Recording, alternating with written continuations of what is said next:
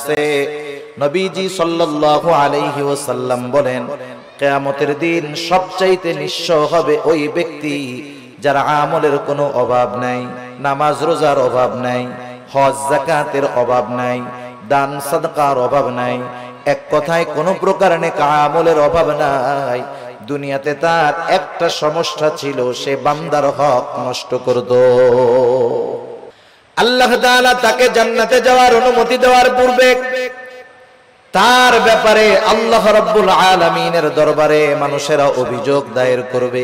লম্বা হাদিস, আমি শুধু সারমর্ম কথাগুলা বলতেছি। কিছু লোক তার বিরুদ্ধে আল্লাহ রাব্বুল আলামিনের কাছে অভিযোগ দায়ের করবে। লোকটা হয়তো বলবে, আল্লাহ, এই লোকটা দুনিয়াতে আমার হক নষ্ট করেছিল। কেউ বলবে আমার সম্পদ দখল দিয়েছিল, কেউ বলবে আমাকে কষ্ট দিয়েছিল। এক কথায় আমার হক নষ্ট করেছিল। আল্লাহ, দুনিয়ার ভিতরে আমি দুর্বল থাকার কারণে আমি ন্যায় বিচার পাই নাই। দুনিয়াতে আমি মাজলুম ছিলাম। আল্লাহ, আজকের দিন আমি কি ন্যায় বিচার পাবো না? আল্লাহ রাব্বুল আলামিন তার অভিযোগ গ্রহণ করবে। এবার ওই পাহাড় পরিমাণ নেকের মালিককে বলা হবে, তোমার ব্যাপারে যে অভিযোগ দায়ের করা হলো সত্য নাকি? সে মিথ্যা কথা বলার কোনো উপায় নাই, স্বীকার যেতে সে বাধ্য। সে বলবে, হ্যাঁ, দুনিয়াতে আমি তার এই হক নষ্ট করেছি। আল্লাহ তাআলা বলবে, দাও, তার হকটা আদায় করে দাও। বলেন তো, দুনিয়াতে কেউ যদি কারো জমি জোর করে দখল দেয়, কিয়ামতের দিন জমি দেওয়ার কোনো অবস্থা আছে নাকি? এইবার লোকটা বলবে, আল্লাহ, এ তো দুনিয়া না, দুনিয়া না। দুনিয়া যদি হইতো আমি তার জমি, তার হক তাকে ফিরাইয়া দিতাম। এখন আমি কোথার থেকে দিব? এইবার অভিযোগকারী বলবে, আল্লাহ, ঠিক আছে, এটা তো দুনিয়া না। দুনিয়ায় আমার সম্পদ সে দখল দিয়েছিল, আজকে আমার সম্পদের প্রয়োজন নাই। সে আমার দুনিয়ার হকটা তার নেকির দ্বারা মিটায়া দে। এবার ওই পাহাড় পরিমাণ নেকের মালিক একটা মাত্র অপরাধ করত, বান্দার হক নষ্ট করছে। সে কি করবে? নেকির থেকে নিয়ে একজনের হক আদায় করবে। যারা মানুষের হক নষ্ট করে, এরা একজনের করে না, বহুজনের করে। ঠিক কিনা বলেন? বহুজনের করে। একের পর এক অভিযোগকারী আসবে আর সে হক আদায় করতে থাকবে। এক সময় পাহাড় পরিমাণ নেক শেষ হয়ে যাবে, কিন্তু অভিযোগকারীর সিরিয়াল এখনো বড় লম্বা। আল্লাহ তাআলা বলবে, তাদের হক আদায় করো। লোকটা বলবে, আল্লাহ, মানুষের হক আদায় করতে করতে আমার সব নেকি শেষ হয়ে গেছে। এইবার অভিযোগকারীরা বলবে, আল্লাহ, তার নেকি নাই, তাতে কি? আমাদের গুনাহগুলা নিয়ে আমাদের হক আদায় করে দিই। فأما الإنسان إذا ما ابتلاه ربه فأكرمه ونعمه। আল্লাহ রাব্বুল আলামিন বলেন, فأما الإنسان إذا ما ابتلاه ربه। মানুষকে যখন তার রব পরীক্ষা করার জন্য فأكرمه ونعمه, তাকে সম্মান দেয় আর সম্মান দেয়, সম্পদের মালিক বানায়া দেয়। একটু খেয়াল করেন, আল্লাহ তাআলা বলতেছেন, মানুষকে পরীক্ষা করার জন্য যখন তার রব তাকে সম্মান দেয়, সম্পদ দেয়, তাকে নিয়ামত প্রদান করে, সে নামাজ না পড়ুক, রোজা না রাখুক, সে মানুষের কাছে বলে বেড়ায়, ফায়াকুলু রব্বি আকরামান, আমার রব আমাকে সম্মানিত করেছে। আল্লাহ তাআলা বললেন, আমি মানুষকে সম্মান, সম্পদ, নিয়ামত পরীক্ষা করার জন্য দেই। আর মানুষ এটাকে পরীক্ষা না মনে করে সে বলে, আমার রব আমাকে সম্মানিত করেছেন। প্রথমত একটা জিনিস আমাদের ক্ষেত্রে ক্লিয়ার হওয়ার প্রয়োজন, আল্লাহ তাআলা শুধু অভাব, কষ্ট, দুরবস্থা দিয়ে মানুষের পরীক্ষা নেন, বিষয়টা এমন নয়। বরং সম্পদ, সম্মান দিয়েও আল্লাহ তাআলা পরীক্ষা নেয়। যদি এমনটা হতো, সম্মান, সম্পদ মানুষের আল্লাহ তাআলার ভালোবাসার মাপকাঠি, যে যাকে আল্লাহ রাব্বুল আলামিন বেশি ভালোবাসেন তাকে মনে হয় আল্লাহ তাআলা বেশি সম্পদ দেন, বিষয়টা যদি এমন হতো, বলেন তো দুনিয়ার মধ্যে আল্লাহ তাআলার সর্বাধিক প্রিয় বান্দাদের তালিকায় কারুনের নামটা হয়ে যাইত। কারুন তো পৃথিবীর অন্যতম বড় এক ধনী ছিল। বলেন তো আপনারা সহজেই জবাব দিতে পারবেন কারুনকে আল্লাহ তাআলা ভালোবাসে নাকি? একটু জোরে বলেন না, বাসে? কারুনকে আল্লাহ তাআলা ভালোবাসে না, বরং কারুন নামটা মানুষের কাছে এত ঘৃণিত, এত অপছন্দের। দুনিয়ার কোন মানুষের যদি সন্তান হয়, সে যত গরিব হোক, তাকে যদি বলা হয় তোমাকে মাসে 1000 করে বেতন দেওয়া হবে, টাকা দেওয়া হবে, ছেলের নামটা তুমি কারুন রাখো, আপনারা কেউ রাখবেন? আপনি বলবেন আরে দিন মজুর দিয়া খাইতা ঠিক, কারুন আমার পোলার নাম, মইরা গেলেও রাখবো। এই কারুনকে কত সম্পদ আল্লাহ তাআলা দিয়েছেন, এই সম্পদ ছিল তার জন্য পরীক্ষা। সম্পদের মালিক কারুন যখন হযরত মূসা আলাইহিস সালাম কারুনকে বলল, কারুন তুমি তোমার সম্পদের যাকাত দাও। কারুন যাকাত দিতে অস্বীকৃতি জ্ঞাপন করলো। শুধু তাই না, সে মূসা আলাইহিস সালামকে অপমান অপদস্থ করার জন্য, অপবাদ দেওয়ার জন্য একজন খারাপ মহিলাকে সে ভাড়া করলো। শিখায় দিল তুমি মানুষের সামনে বলবা মূসা আলাইহিস সালাম আমার সাথে জিনা করেছে, অপকর্মে লিপ্ত হয়েছে। এইবার যখন কারুন এই ষড়যন্ত্র চক্রান্ত করলো, আল্লাহ তাআলা বরদাস্ত করলেন না। এই কারুন যখন সম্পদের মালিক হয়, তখন কারুনের বন্ধুরা আল্লাহ তাআলার কাছে বলতো, আল্লাহ আপনি মনে হয় কারুনকেই শুধু ভালোবাসেন, আমাদেরকে ভালোবাসেন না।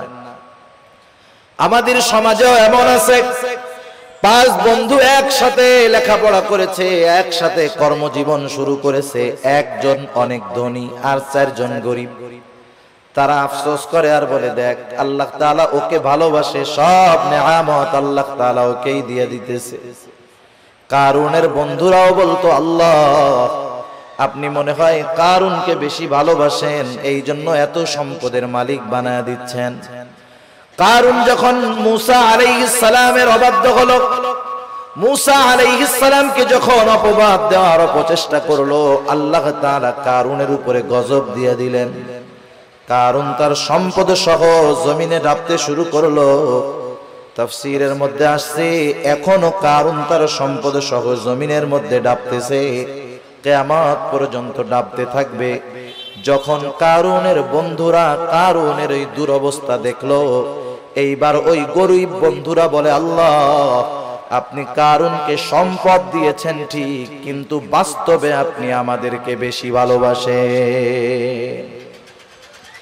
সম্পদ দেখে আমরা মনে করি আল্লাহ তাআলা মনে হয় তারে ভালোবাসে, এই জন্য দিচ্ছে, বিষয়টা এমন নয়। কারুন সম্পদ পেয়েছে ঠিক, আল্লাহ তাআলার ভালোবাসা পায় নাই।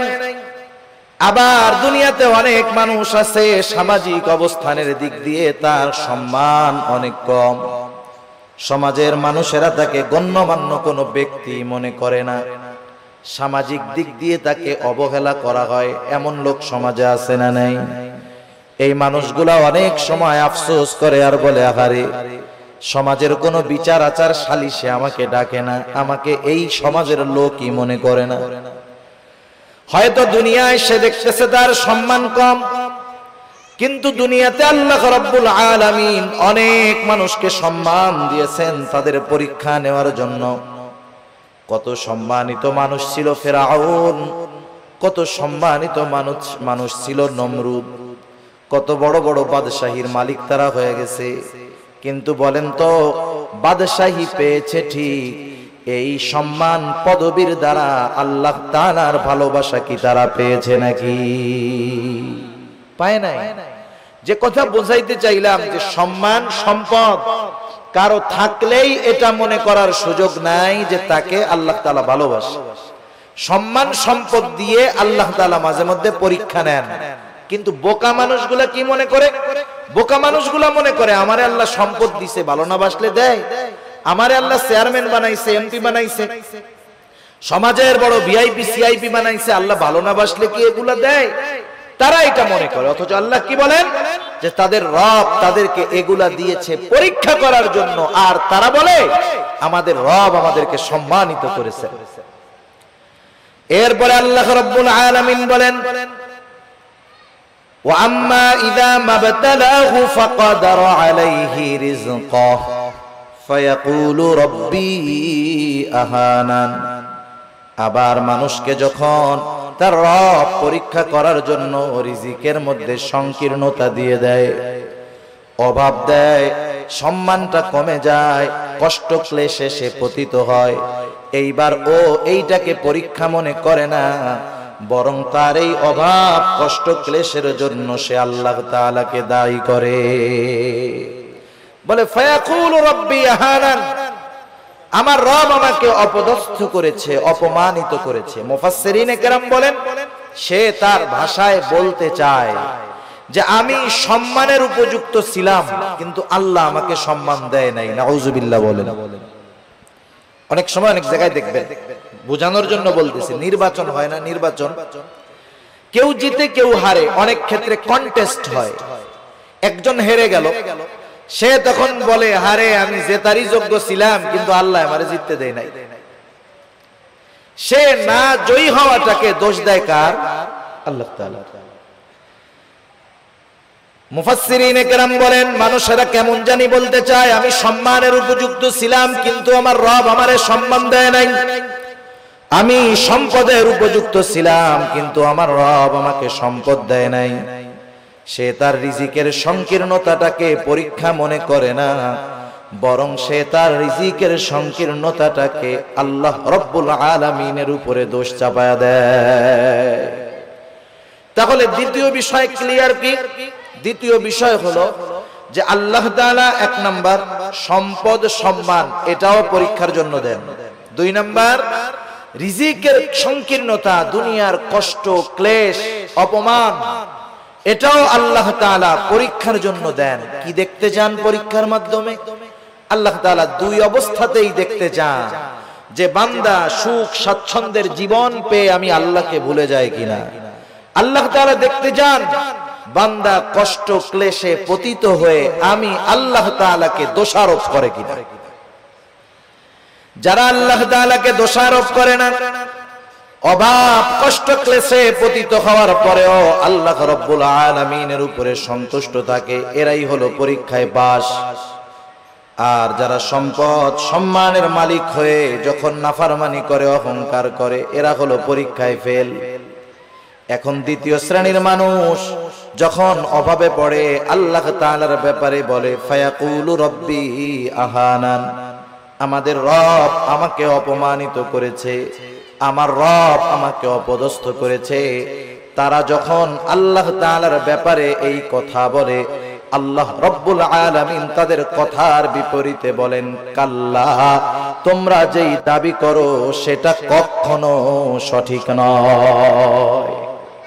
জবাব দিচ্ছে কে? আল্লাহ তাআলা। কোন কথার? যে তারা বলে যে আমার রব আমাকে কি করছে? অপমান করছে। আল্লাহ তাআলা বলেন কাল্লা, কখনো নয়। না বোধক শব্দ আছে অনেকগুলা, যেমন একটা শব্দ হলো লা, সাধারণ শব্দ না। কাল্লা কখনো নয়, এটা আরো দৃঢ়তার সাথে না বোধক অর্থ বোঝায়। আমি শব্দটার ব্যাখ্যার দিকে যাব না। যাই হোক, দৃঢ়তার সাথে আল্লাহ তাআলা বলতেছেন কখনো নয়, আমি কখনো এমনটা করি নাই, বরং তোমরা যে রিজিকের সংকীর্ণতার মুখোমুখি হও এটা তোমাদের নিজেদের কারণে। কাদের কারণে? নিজেদের কারণে। সেই কারণগুলো কি?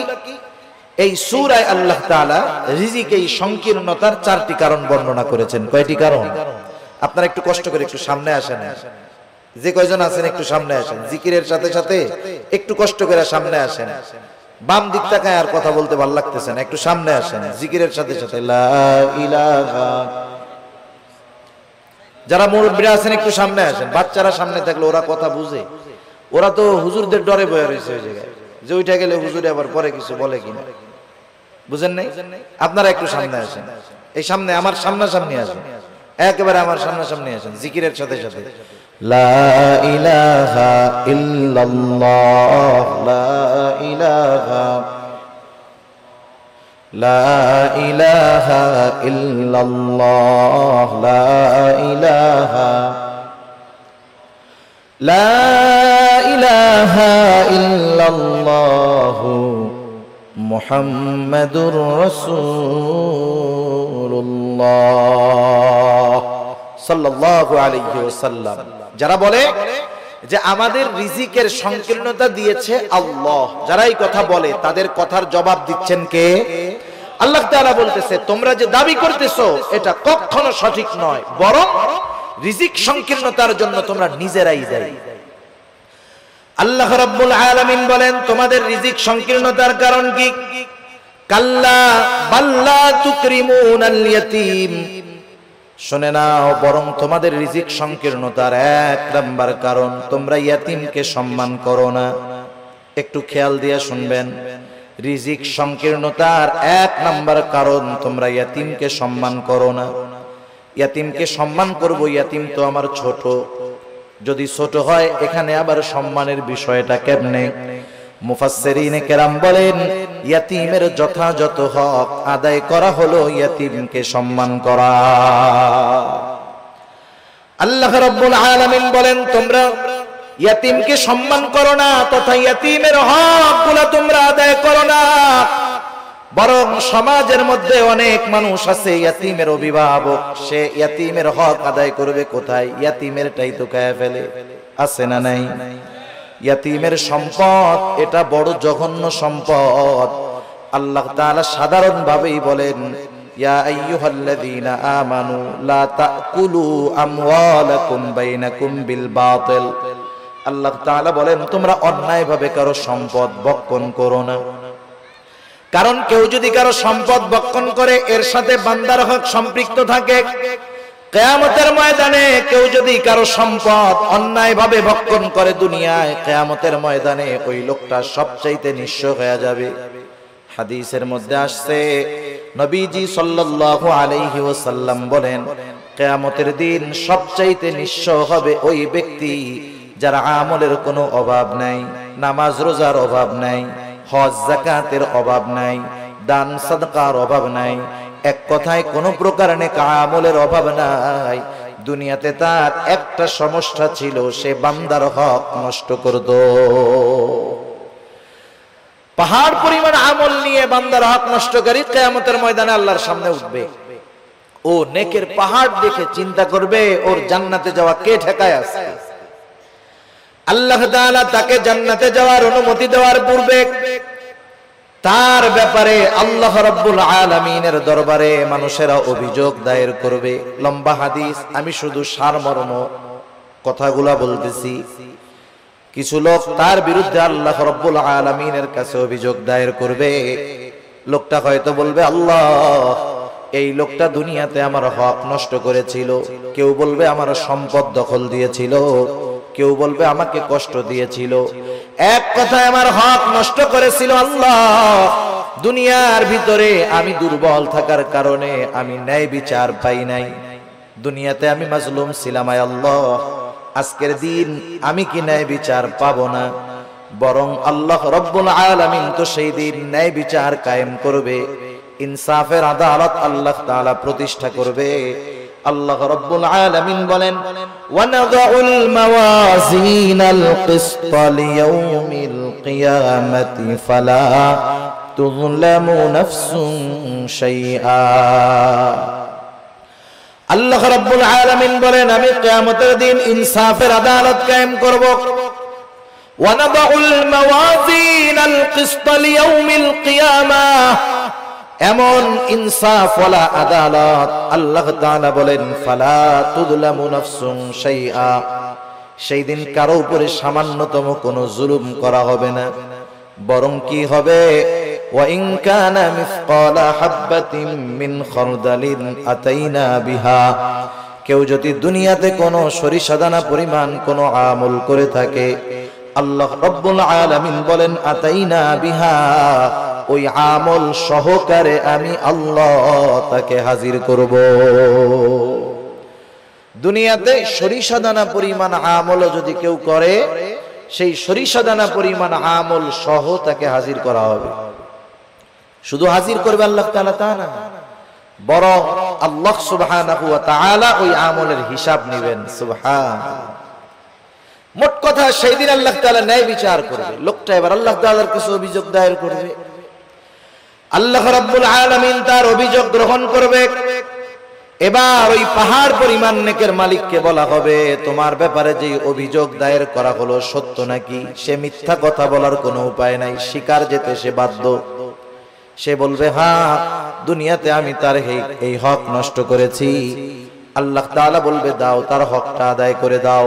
বলেন তো, দুনিয়াতে কেউ যদি কারো জমি জোর করে দখল দেয়, কিয়ামতের দিন জমি দেওয়ার কোনো অবস্থা আছে নাকি? এইবার লোকটা বলবে, আল্লাহ, এ তো দুনিয়া না, দুনিয়া না। দুনিয়া যদি হইতো আমি তার জমি, তার হক তাকে ফিরাইয়া দিতাম, এখন আমি কোথার থেকে দিব? এইবার অভিযোগকারী বলবে, আল্লাহ, ঠিক আছে, এটা তো দুনিয়া না। দুনিয়ায় আমার সম্পদ সে দখল দিয়েছিল, আজকে আমার সম্পদের প্রয়োজন নাই, সে আমার দুনিয়ার হকটা তার নেকির দ্বারা মিটায়া দে। এবার ওই পাহাড় পরিমাণ নেকের মালিক একটা মাত্র অপরাধ করত, বান্দার হক নষ্ট করছে, সে কি করবে? নেকির থেকে নিয়ে এক একজনের হক আদায় করবে। যারা মানুষের হক নষ্ট করে, এরা একজনের করে না, বহুজনের করে, ঠিক কিনা বলেন? বহুজনের করে।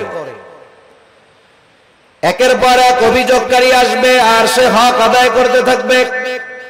এক সময় পাহাড় পরিমাণ নেক শেষ হয়ে যাবে, কিন্তু অভিযোগকারীর সিরিয়াল এখনো বড় লম্বা। আল্লাহ তাআলা বলবে, তাদের হক আদায় করো। লোকটা বলবে, আল্লাহ, মানুষের হক আদায় করতে করতে আমার সব নেকি শেষ হয়ে গেছে। এইবার অভিযোগকারীরা বলবে, আল্লাহ, তার নেকি নাই, তাতে কি? আমাদের গুনাহগুলা নিয়ে আমাদের হক আদায় করে দিই। এইবার সে মানুষের হক আদায় করতে করতে পাহাড় পরিমাণ গুনার মালিক হয়ে যাবে। রাসূলুল্লাহ সাল্লাল্লাহু আলাইহি ওয়াসাল্লাম বলেন, কিয়ামতের ময়দানে ওই লোকটার মতো নিঃস্ব আর কেউ নাই, যে দুনিয়াতে তার আমলের কোনো অভাব ছিল না, কিন্তু সে বান্দার হক নষ্ট করার কারণে কিয়ামতের দিন সব নেক অন্যকে দিয়ে দিতে হবে, আর সে তার নেকের বদলে গুনার পাহাড়ের মালিক হয়ে যাবে। ইয়াতীমের হক যারা নষ্ট করে, সাধারণত ভাবে এক নম্বরে তারা মানুষের হক নষ্টকারী হয়। ইয়াতীমের সম্পদটা আরো জঘন্য। আল্লাহ তাআলা কোরআনুল কারীমের মধ্যে বলেন, ইন্নাল্লাযীনা ইয়াকুলুনা আমওয়ালাল ইয়াতামা যুলমা ইন্নামা ইয়াকুলুনা ফি বুতুনিহিম নারা। আল্লাহ রাব্বুল আলামিন বলেন, নিশ্চয়ই যারা অন্যায়ভাবে ইয়াতীমের সম্পদ ভক্ষণ করে, ইন্নামা ইয়াকুলুনা ফি বুতুনিহিম নারা, সে কেমন যেন আগুনের দ্বারা তার পেটকে ভরপুর করে। আপনারা একটু জবাব দিবেন, বলেন তো, আগুনের স্থান জান্নাত নাকি জাহান্নাম? নিঃসন্দেহে জাহান্নাম। আল্লাহ তাআলা বলেন, ওয়াসায়াসলাউনা সাঈরা, অচিরেই তাকে জাহান্নামের মধ্যে নিক্ষেপ করা হবে।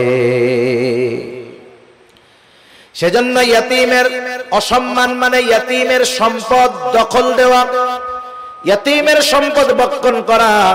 দুই নাম্বার, ইয়াতীমের সম্মান করা, অর্থাৎ তার সাথে সদাচরণ করা, ভালো ব্যবহার করা। অনেক সময় আমাদের অনেকের ঘরে ইয়াতীম বাচ্চা থাকে, নিজের আত্মীয় স্বজন। অনেক সময় এমন হয়, আপন চাচার ঘরে ভাইয়ের ছেলে ইয়াতীম, মা বাবা মারা গেছে, ছোট বাচ্চা ইয়াতীম। আপন চাচা ওই ইয়াতীমের সাথে খারাপ আচরণ করে, খারাপ ব্যবহার করে, বরং ছলে বলে কলে কৌশলে সে যদি পারে। একজনের সম্পদ আছে, ইয়াতীম, সে সম্পদের মুখাপেক্ষী না, কিন্তু তার তো মা বাবা নাই, সে একটু স্নেহ মোহাব্বত ভালোবাসার মুখাপেক্ষী, ঠিক কিনা বলেন? ইয়াতীম হইলেই যে তারে খাওয়াইতে হয় সব, বিষয়টা এমন না। বরং সমাজে অনেক ধনী ইয়াতীম আছে, সে একটু মানুষের ভালো আচরণ, একটু মোহাব্বত ভালোবাসার আশা করে।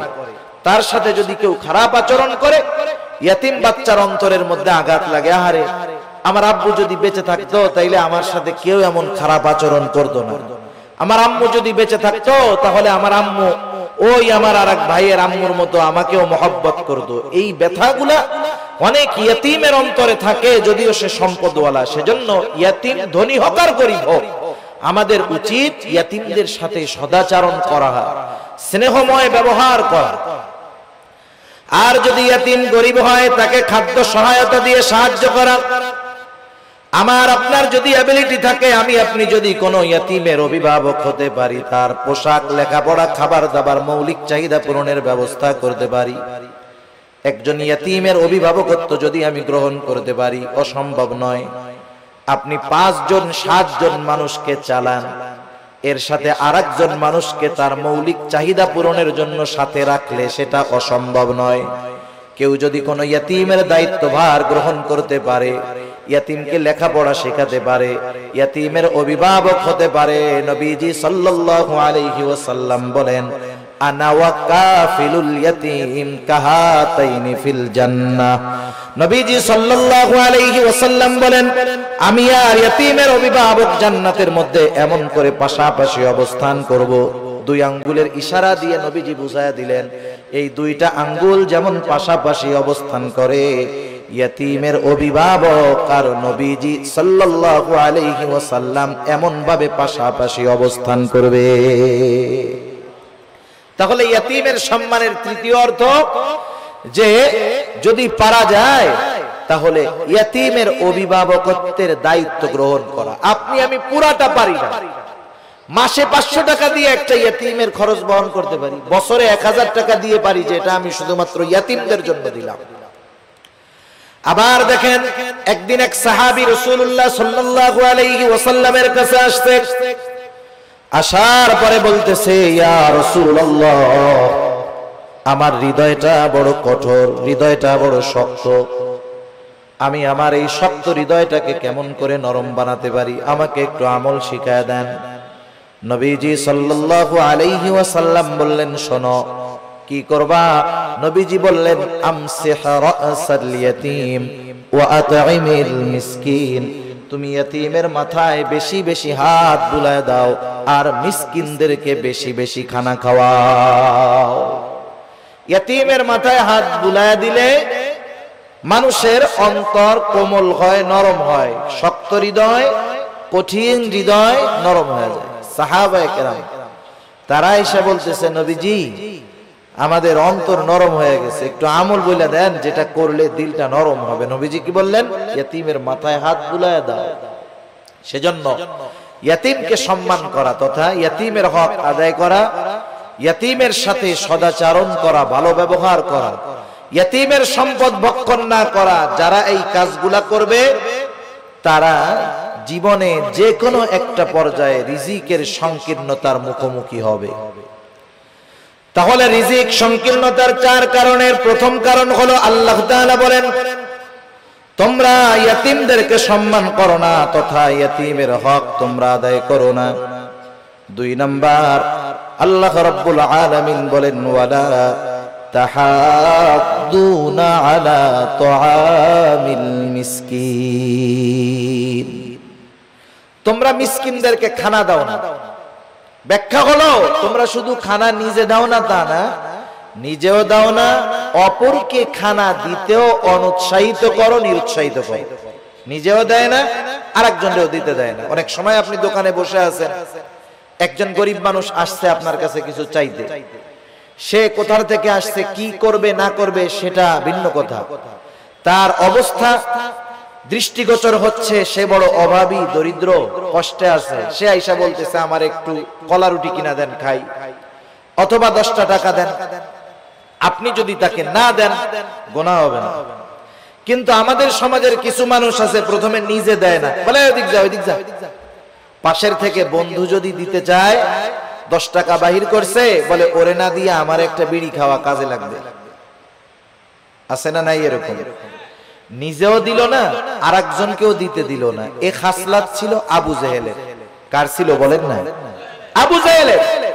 ইয়তীমদের সাথে খারাপ আচরণ করত, এই খাসলাত ছিল আবু জেহেলের। মিসকিনদেরকে খানা দিত না, এই খাসলাত ছিল আবু জেহেলের। আর মিসকিনদেরকে খানা না খাওয়ানো, এটা জাহান্নামীদের জাহান্নামে যাওয়ার অন্যতম কারণ। যখন জান্নাতি ও জাহান্নামীদের মধ্যে কথোপকথন হবে, জান্নাতীরা জাহান্নামীদেরকে জিজ্ঞাসা করবে, মা সালাকাকুম ফি সাকার, কোন জিনিস তোমাদেরকে জাহান্নামের মধ্যে আনলো? এইবার জাহান্নামীরা বলবে, ক্বালু লাম নাকু মিনাল মুসাল্লিন ওয়া লাম নাকু নুতঈমুল মিসকিন।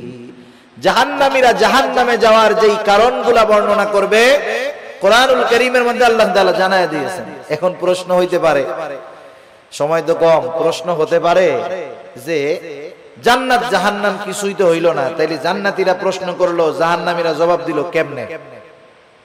বুঝেন নাই কথা? সময়টা তিন ভাগে বিভক্ত। সময় কয় ভাগে বিভক্ত? একটা অতীত, একটা বর্তমান, আর একটা কি ভবিষ্যৎ। এটা মানুষের কাছে, আমাদের কাছে সময় তিন ভাগে বিভক্ত, অতীত, বর্তমান, ভবিষ্যৎ। আর আল্লাহ তাআলার কাছে সময় একটাই, সেটা হলো প্রেজেন্ট। সব কিছু বর্তমান, কি হয়েছে, হচ্ছে, হবে, সব আল্লাহ তাআলার ইলমের মধ্যে আছে, সব হাজির, সব প্রেজেন্ট আল্লাহ তাআলার কাছে। যেটা আমাদের কাছে ভবিষ্যৎ, সেটা আল্লাহ তাআলার কাছে কি বর্তমান। যেটা আমাদের কাছে অতীত, সেটা আল্লাহ তাআলার কাছে বর্তমান। সেজন্য আল্লাহ তাআলার ইলমের মধ্যে সব আছে, সহজ হিসাব। জাহান্নামীরা জাহান্নামে যাওয়ার কারণ হিসাবে বলবে, আমরা মুসল্লি ছিলাম না, নামাজি ছিলাম না। দ্বিতীয় কারণ হিসাবে বলবে, ওয়ালাম নাকু নুতঈমুল মিসকিন, আমরা মিসকিনদেরকে খানা দিতাম না। আসেন, আল্লাহ তাআলা বলতেছে দুনিয়ায় রিজিক সংকীর্ণতার দ্বিতীয় কারণ হলো তোমরা মানুষদেরকে, মিসকিনদেরকে খানা দাও না, নিজেও দাও না, অপরকে নিরুৎসাহিত করো। এখন একজন দিল না, আমার উচিত, আমার পকেটে টাকা নাই, আমার কাছে নাই, আমি যদি আরেকজনকে বলি, বন্ধু 10টা টাকা ওকে দিয়ে দাও, একটা রুটি কিনে দাও, একটা কলা কিনে দাও, আমি শুধু এতটুকু সুপারিশ করলাম, সে যে কয় টাকা দান করবে, আমি শুধু সুপারিশ করার কারণে তার দানের সমপরিমাণ নেকির মালিক হয়ে যাব। কিন্তু আমাদের খাসলাত কি, নিজেও দেই না, আরেকজনকেও দিতে মানা করি। সেজন্য মিসকিনদেরকে খানা খাওয়ানো, মিসকিনদেরকে খানা খাওয়ানো এটা বড় ফজিলতের কাজ। শুধু মিসকিনদেরকে নয়, সাধারণভাবে প্রত্যেকটা মানুষকে খানা খাওয়ানো ভালো কাজ। এক লোক নবীজি সাল্লাল্লাহু আলাইহি ওয়াসাল্লামের কাছে আসছে, এসে জিজ্ঞাসা করে, ইয়া রাসূলুল্লাহ, আইয়ুল ইসলাম খাইর, ইসলামের মধ্যে সর্বোত্তম কাজ কোনটা? নবীজি সাল্লাল্লাহু আলাইহি ওয়াসাল্লাম ছিলেন উম্মতের রূহানি ডাক্তার। উনি রোগীর প্রশ্ন শুনেই বুঝতে পারতেন এনার মধ্যে কি কমতি আছে। আল্লাহ তাআলা সেই বুঝবার যোগ্যতা আমার আপনার নবীকে দিয়ে দিয়েছেন। একই প্রশ্নের উত্তর বিভিন্ন জনের ক্ষেত্রে নবীজি বিভিন্নটা দিয়েছেন। এটা অবস্থার আলোকে নবীজি সাল্লাল্লাহু আলাইহি ওয়াসাল্লাম এবার বললেন, তুতঈমুত তাআম ওয়া তাকরাউস সালাম আলা মান আরাফতা ওয়া মান লাম তা'রিফ, তুমি বেশি বেশি মানুষকে খানা খাওয়াও, আর পরিচিত অপরিচিত সবাইকে বেশি বেশি সালাম দাও। এখানে নবীজি সাল্লাল্লাহু আলাইহি ওয়াসাল্লাম খানা খাওয়ানোর কথা বলছেন, ঢালাও ভালো। সাধারণ মানুষকেও যদি মানুষ খানা খাওয়ায় দুনিয়ার স্বার্থে নয়, তাইলে এর মধ্যে লাভ আছে। এক মুসলমানের অপর মুসলমান দাওয়াত দিলে সেই দাওয়াত কবুল করতে হবে, এটা এক মুসলমানের উপরে অপর মুসলমানের একটা হক। কিন্তু এখন দাওয়াত যিনি দেন তিনিও স্বার্থ সামনে রেখে দেন। আর দাওয়াত যখন কেউ দেয়, বিবাহের দাওয়াত দিলে টেনশনে পড়ে যান। ওনার বেতন মাসে 20,000, 4 শুক্রবার 5টা শুক্রবারে যদি 5টা বিয়ার দাওয়াত আসে, কাম শেষ, সংসার আর চলবে না। যারা দাওয়াত দেয় ওই আশাই দেয় যে অমুকরে দাওয়াত দিলে 5,000 টাকা দিব না। এই ধরনের দাওয়াত দিয়ে যারা দুনিয়ার প্রত্যাশী, দুনিয়ার বিনিময়ে খাবার দিতে চায়, এদের খানা খাওয়ানোর মধ্যে কোনো ফজিলত নাই। বরং খানা খাওয়াইতে হবে একমাত্র আল্লাহ তাআলার জন্য। আল্লাহ রাব্বুল আলামিন বলেন, এক শ্রেণীর বান্দা, তাদের অবস্থা কি? তারা মানুষদেরকে খানা খাওয়ায় কি জন্য? তারা বলে, ইন্নামা নুতঈমুকুম লিওয়াজহিল্লাহ লা নুরিদু মিনকুম জাযাআও ওয়ালা শুকুরা। তারা বলে ইন্নামা নুতঈমুকুম লিওয়াজহিল্লাহ, আমরা তোমাদেরকে খানা খাওয়াইছি একমাত্র কার জন্য? আল্লাহ তাআলার জন্য। আপনি একজনকে দাওয়াত দিয়ে খাওয়াচ্ছেন, এটা আল্লাহর জন্য খাওয়ান, এই খাওয়ানোর মধ্যে নেকি হবে। লা নুরিদু মিনকুম জাযাআ, তোমাদেরকে খানা খাওয়াইছি আল্লাহ তাআলার জন্য। লা নুরিদু মিনকুম জাযাআ, আমরা তোমাদের কাছে কোনো প্রতিদান চাই না, কিন্তু আমরা খাওয়াইয়া টেবিল একটা বিছায়া রাখি। আসেনি আপনাদের এলাকায়? টেবিল বিছানোর দ্বারাই বোঝা যায় ভিক্ষা চাইতেছে। এই ভিক্ষামূলক কাজটা বাদ দিয়েন। কেউ যদি দিতে চায় আলাদাভাবে দিবে, কেউ যদি না দিতে চায় দরকার নাই। এই গুণটা আমাদের মধ্যে হওয়ার দরকার। আমরা বলবো ইন্নামা নুতঈমুকুম লিওয়াজহিল্লাহ, তোমাদেরকে আমরা আল্লাহর জন্য খানা খাওয়াইছি, সুতরাং তোমাদের কাছে আমরা কোনো প্রতিদান চাই না। লা নুরিদু মিনকুম জাযাআ, তোমাদের কাছে কোনো প্রতিদান তো চাই না। ওয়ালা শুকুরা, এই খাবার খাইয়া আমাদেরকে ধন্যবাদও দেওয়ার দরকার নাই। এই রকম খাবার যদি আমরা কাউকে খাওয়াইতে পারি, ওই খাওয়ানোর মধ্যে ফজিলত আছে, নেকি আছে। আর যদি টেবিল পাইতা বৈশা থাকি, এটা ভিক্ষুকের মতো কর্মকাণ্ড। আর খাওয়াইলাম আবার টাকাও চাইলাম। যাই হোক, রাসূলুল্লাহ সাল্লাল্লাহু আলাইহি ওয়াসাল্লাম খানা খাওয়ানোর ফজিলতের কথা বলছেন। আর যদি সে একজন দুস্থ হয়, অসহায় হয়, মিসকিন হয়, তাকে যদি খানা খাওয়ানো হয় কতটা খুশি হবে। এই জন্য মিসকিন অসহায় যারা আছে এদেরকে আমরা খানা খাওয়াবো। আমার পরিবার প্রতিবেশী যদি কেউ থাকে, আত্মীয় স্বজন যদি কেউ থাকে, তাদেরকেও মাঝে মধ্যে খাওয়াবো। আমার সম্পদ আছে, টাকা আছে, আমার হয়তো গোশত খাইতে খাইতে আর ভালো লাগে না, কিন্তু আমার অনেক প্রতিবেশী আছে যার গোশতর ঘ্রাণ তো 1 মাস ব্যাপী শুকতে পারে না, আছে না নাই? এজন্য অসহায় নিঃস্ব শুধু কাছে আসলেই যে খাওয়াবো বিষয়টা এমন নয়, বরং খুঁজে খুঁজে আমার আপনার প্রতিবেশী যদি কেউ অভাবী থাকে, দরিদ্র থাকে, অভাবগ্রস্ত থাকে, মাঝে মধ্যে নিজের ভালো তরকারিটাও তাদেরকে একটু দিব। এই অভ্যাসগুলো আমাদের করার দরকার। আমরা যদি মানুষকে খানা খাওয়াইতে পারি, আর যদি না খাওয়াই ক্ষতি কি? আল্লাহ তাআলা কিয়ামতের দিন বান্দাদেরকে জিজ্ঞাসা করবে, বান্দা আমি দুনিয়ায় অভুক্ত ছিলাম, খানা খাওয়াও নাই, পিপাসিত ছিলাম, পানি পান করাও নাই, বস্ত্রহীন ছিলাম, বস্ত্র দাও নাই, অসুস্থ ছিলাম, আমার সেবা শুশ্রূষা করো নাই। বান্দা বলবে, আল্লাহ আপনি তো এই সবগুলা থেকে মুক্ত, আপনার তো এগুলার কোনো প্রয়োজন নাই। তখন আল্লাহ তাআলা বলবে, বান্দা তোমার প্রতিবেশী অভুক্ত ছিল, তুমি যদি তাকে খানা খাওয়াইতা আমি আল্লাহ তাআলা পেয়ে যাইতাম। এজন্য শুধু আনুষ্ঠানিকভাবেই খানা খাওয়াবো মানুষকে, এমনটা জানি না হয়। আমার প্রতিবেশী অভাবী, দুস্থ, গরিব আমার কাছে যদি আসে, আমি খানা খাওয়ানোর অভ্যাস করব। অল্প খাওয়াই, হাসি মুখে খাওয়াবো। আবার যদি কাউকে ফিরাইয়া দিতে হয়, আমার কাছে নাই, একজনের কাছে মিসকিন বা ফকির একটা গেছে, ও 50 টাকার নোট একটা দিয়া মুখটা কালা করে কয়, এই তো গোজালাই শেষ, যা যা ভাগ ভাগ ভাগ। টাকা দিছে কত? 50 টাকা। আমরা তো ফকির মিসকিনদেরকে দেওয়ার সময় 2 টাকার নোটটা খুঁজি, তাও আবার ছেঁড়াটা। সে দিছে 50 টাকা। আচরণটা করছে খারাপ।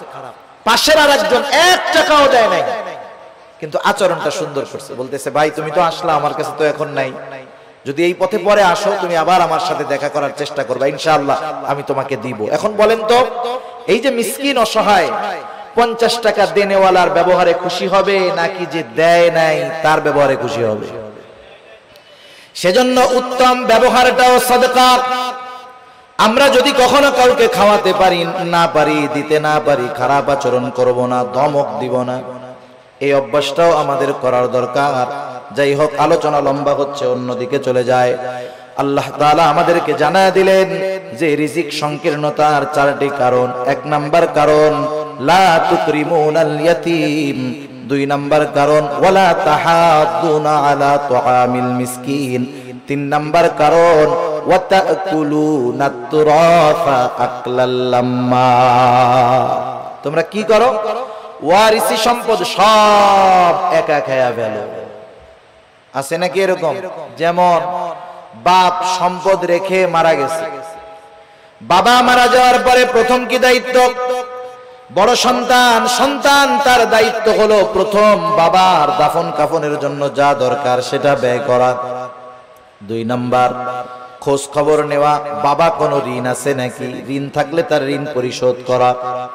3 নাম্বার, এইবার যেই সম্পদ অবশিষ্ট আছে, বাবা যদি কোনো ওসিয়ত করে থাকে আর ওই ওসিয়তটা যদি ওই সম্পদের 3 ভাগের 1 ভাগ বা তার কম হয়, বেশি নয়, কোন মানুষ যদি তার মূল সম্পদের 3 ভাগের 1 ভাগের বেশি পরিমাণ ওসিয়ত করে, অর্ধেক করে, তাহলে এই ওসিয়ত মানতে সন্তানেরা বাধ্য নয়। কিন্তু ঋণ পরিশোধের পরে যেই সম্পদ থাকবে তার ওসিয়তটা যদি 3 ভাগের 1 ভাগ বা তার কম হয়, এই ওসিয়তটা পূরণ করতে হবে। এরপরে যেই সম্পদ অবশিষ্ট থাকবে, অভিভাবক বড় হিসাবে বড় ভাইয়ের দায়িত্ব হলো যথাযথভাবে সব ওয়ারিসদের মাঝে বাবার সম্পদগুলো বন্টন করে দেওয়া। কিন্তু আফসোস, এই দায়িত্ব অধিকাংশ ক্ষেত্রে আমাদের দেশের ভাইরা পালন করে না, বরং বিলম্ব করতে থাকে। অনেক ক্ষেত্রে অন্যান্য ওয়ারিসদেরকে তারা ছলে বলে কলে কৌশলে সম্পদ বঞ্চিত করে দেয়। আছে না? আছে। বোনের হক আছে, সম্পদ বন্টন হয় নাই, 10 বছর ধরে বাবা মারা যাওয়ার পরে ভাই খাইছে সব, দোকান ভাড়া, বাসা ভাড়া, জমির ফসল, গাছের ফল সব খাইছে। বোন মাঝে মধ্যে আসছে, 1 ব্যাগ আম 2টা কাঁঠাল দিয়ে পাঠায় দিছে, আবার বলতেছে আইসো, কিন্তু আবার 10 বছর পরে 2 বোন আইসা বলতেছে ভাই 10 বছর তো দোকান ভাড়া, গাছের ফল, জমির ফসল সব একা খাইছো, কোনো দাবি নাই, এখন আমাদের হকটা আমাদেরকে বুঝায়া দাও, আর যদি তুমি রাখতে চাও এই সম্পদের ন্যায্য মূল্য আমাদেরকে দিয়ে দাও। বলেন তো, 10 বছর পরে বোন এসে ভাইদের কাছে যদি তার হক বুঝতে চায়, ভাই খুব খুশি মনে দিয়ে দিবে, তাই না? মুখটা পুইড়া একেবারে কালা হয়ে যাবে, সম্পদ দিয়ে দিতে তো বাধ্য, বোনরা নিয়ে যাবে, তখন বলবে গেলি সম্পর্ক শেষ কইরা গেলি। এই যে কথার দ্বারা কি বুঝতেছেন? ভাই চাইছিল ওই সম্পদগুলো সব একা খাওয়ার জন্য, বোনরা জানি এই সম্পদ না চায়, সে সেটা চেয়েছিল। এই ধরনের চাহিদা আমাদের কারো মধ্যে যদি থাকে, যদি চিন্তা করি যে আমি 1 ভাই 5টা বোন আছে, সম্পদ যদি বন্টন হয়ে যায় আমার সম্পদে কমতি পড়ে যাবে, আমার সন্তানেরা সম্পদ কম ভাগে পাবে, ও যদি চিন্তা করে ওই সম্পদ তার সম্পদে প্রবৃদ্ধি দিবে, ভুল, বরং আল্লাহ তাআলা এমন বিমার দিবে সব সম্পদ শেষ হয়ে যাবে। ঠিক কিনা বলেন?